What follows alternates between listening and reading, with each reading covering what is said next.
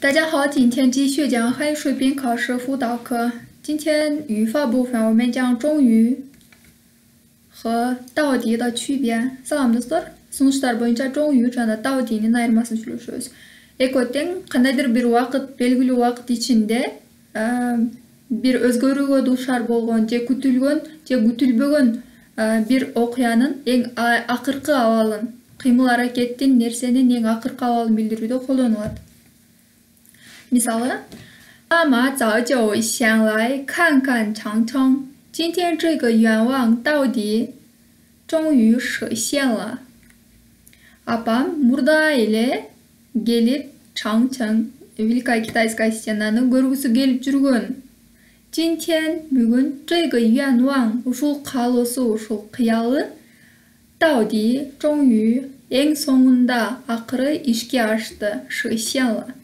То есть бир көп убакыттан бери келип көргүсү келген жерге бүгүн келди. Демек ал тилеги 终于 эң акырында, соңунда ишке ашты. Экөөнүн дагы бир окшоштугу 终于 дауди плюс этиш сөз.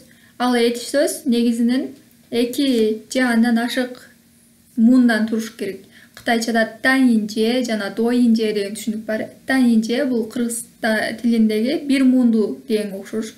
Доинже эки же андан ашык муунду.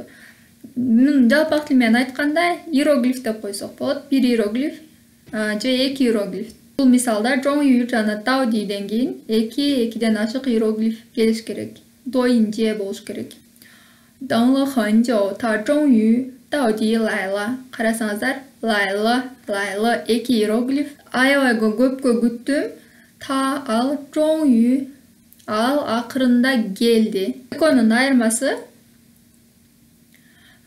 дауди сүйлөмдүн ичинде колдонулганда этиш сөздөн кийин көбүнчө ошол кыймыл аракеттин бүткөнүн билдирген. Мисалы бизде ы бар, ы же болбосо 完好 做好了 же болбосо 做完了 деген сыяктуу бир кыймыл аракеттин бүткөнүнө тиешелүү сөздөр, жардамчы этиштер колдонулат.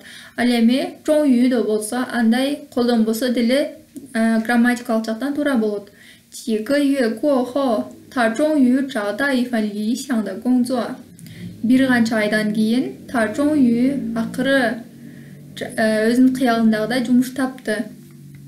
Эмнеге 终于 деп айтып атабыз? Себеби бир канча ай, может көп жерлерге резюме жиберди, көпкө чейин жумуш издеп жүрүп, акырында өзү каалагандай жумуш тапты дейт.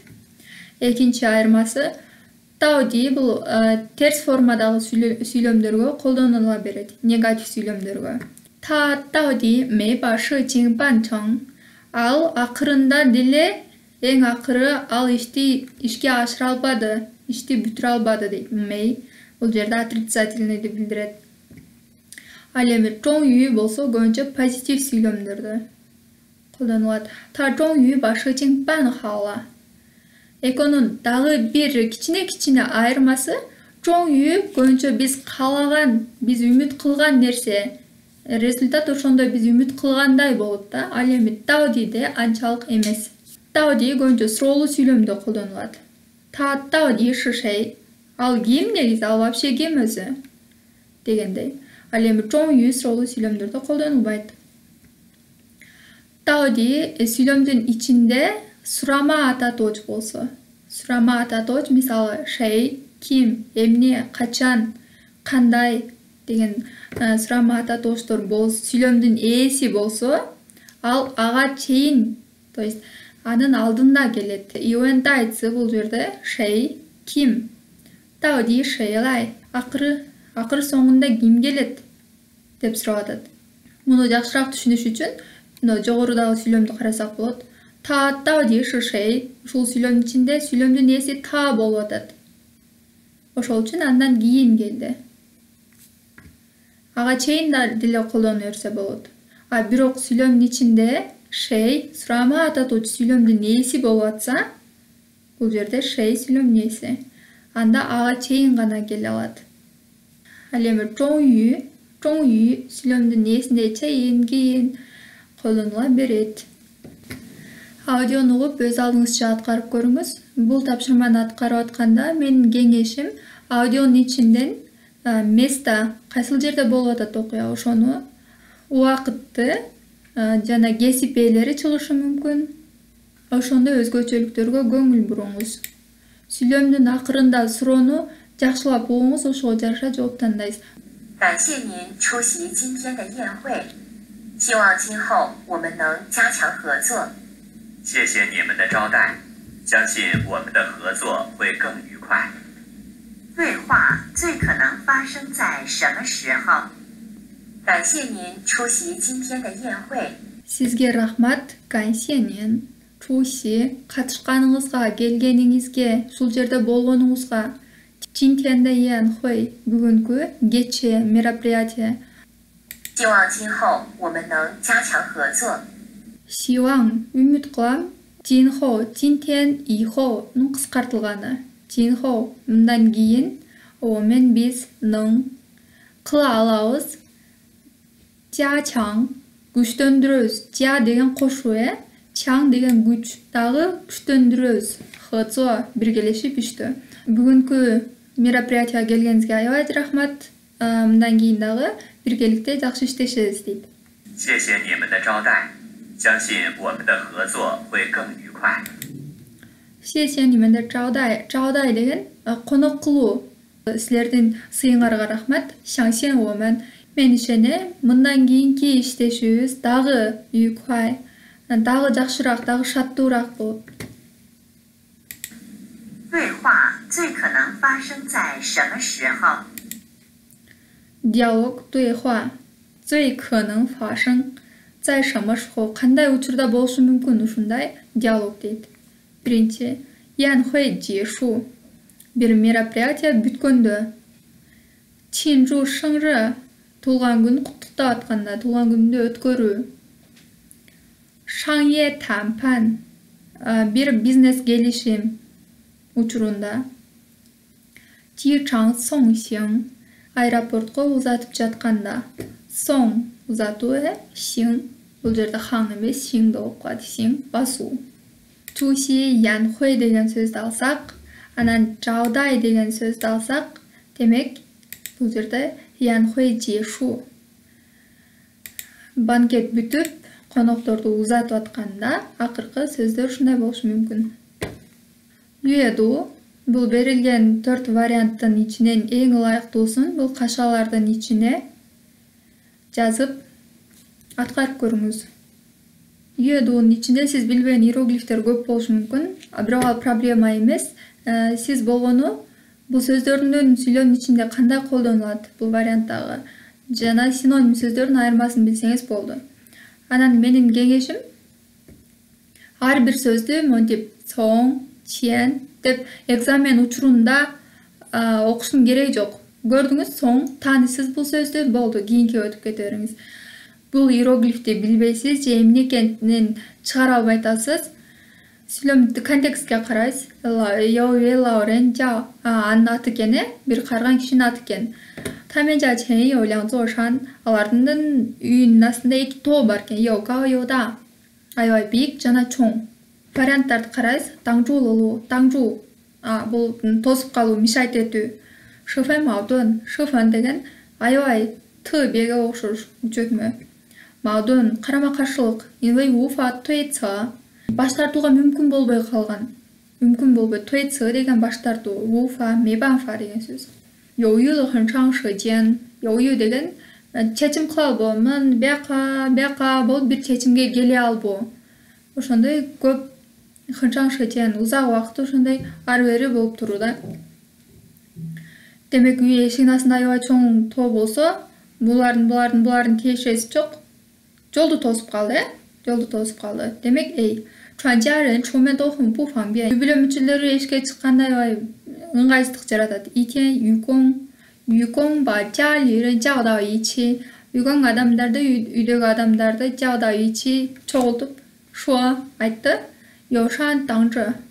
Чумен тай кундала, омен ба та банцо хабуха. Тоо тосуп калып, эшикке чыкканда аябай ыңгайсыздык болуп атат, күндөн проблема болуп атат. Биз аны Omen bata banzo. Bir жерге көчүрүп таштайлы. Болобу дейт. 全家人都很 ал үй бүлөм чуан общий жалпы. То есть алардын бардыгы үйдөгү адамдардын бардыгы деп могу жерде варианттарды карайбыз. Үйүншүү, уруксат берүү, жуи, көңүл буруу, фандой, каршылык кылуу, каршы чыгуу. Цанчаң деген колдоо, жактыруу. Цан деген иероглифти байкасаңыздар, WeChat'та, Instagram'да, сердечканын жанында ушул сөз бар. Цан, like, жактыруу, колдоо, Булардын ичинен жуиден башка 3 варианттын кылыш мүмкүн. Ошол үчүн кийинки уландысын окуйбуз. Жуйо тада чизы мео синсин. Ушул жерден жоопту аныктасак болот. Цанчаң эмнеге? Себеби бир гана тада чизы мео синсин. Бир гана аялы ага жакшы ишене албады дейт. То есть аялынан башка бардыгы аны цанчаң колдошту. Та шо ни jian kuai 就是了，怎么能搬山呢？而且山上的石头呀，搬到哪里去呢？愚公说：“可以扔到海里。” Аял айтып атат, сен уже 90га чыгайын деп калдың. Кантип ал тоону көчүрөсүң дейт. Арчи ал аз келгенсип, ал тоодон калган шытоо таштарды каяка алып барып таштайбыз? Банда нали чуна каяка алып барып таштайбыз? Югоң жооп берип атат. 可以扔到海里 деңиздин ичине ыргытып салабыз дейт. 村里人看到愚公这么大年纪还在搬山，都很感动，也来帮助他们. Ал айылдаштары бардыгы Югоң ушундай карып калса дагы да ненчи деген чоң, ненчи деген жашкырак, чоң жашкырак демек улуу болуп калды уже. Демек уже карып калды, бир топ жашка барып калды дейт. Бир топ жашка барып калса дагы ал тоону көчүрүп атат. Бардык аябай толкунданышып, ага жардамга келишти. 有个治所的老头看到了. Лаутор деген сөзгө көңүл бурабыз. Лаутор деген кары киши, бирок бул бир аз сылык эмес түрдө кайрылуу да. Мисалы биз чал деп айтсак, сылык эмес сөз болот. Ал эми карыя десек сылык болот. Демек сылык эмес кайрылып атат. Ошондой жысо деген бир адам аны көрүп не деш мүмкүн? 55 карабыз. Шаңсин деген ишенүү, каулуу, ойлонуу, шауха, гүлүү, шылыңдоо, чөрен, тастыктоо. Жана аркасында Югоң тай ша деген сөз, акылсыз, акмак деген сыяктуу сөз. То есть шылдыңдап айтты, шылдыңдап ал акылсыз деп айтты. Шауха. Акылсыз деп айткан жанында тастыктабайт, ойлонуу жана ишенүү деген логикага туура келбейт. Ошол үчүн аны шылыңдап Югоң уже акылынан кетип калыптыр деп айтат. Югоң чуе шуа. 我死了还有儿子，儿子还有孙子，我们的人越来越多，山上的石头却越来越少，我们一定能. Анда Югоң жооп берип атат. Мен өлсөм балдарым бар, балдарымдын балдары бар. Биздин адамдар улам көбөйө берет. Ал эми тоонун үстүндөгү шытоо, таштар азая берет дейт. 我们一定能. Биз сөзсүз эмне кылабыз? Фажан, өркүндөйбүз, өсөбүз. Нули, аракет кылабыз. Тауда, жетебиз. Чоңгоң, ийгилик. 我们一定能成功. Анын этиш дагы бир функциясы бар. Ни хой чоңгоң, мисалы сен сөзсүз ийгиликке жетесиң. Ошол сыяктуу эле 我们一定能成功. Биз сөзсүз ишке ашырабыз. Бул иште ийгиликтүү болобуз дейт. Ушуга байланыштуу бир кытайча макал каптейбизби, бир ата сөзү бар. Югоң ишан. Югоң ишан. Бул кытайларда белгилүү ата сөзү. И деген жылдыруу деген сөз. То есть Югоң адамдын аты, тоону жылдырды дейт.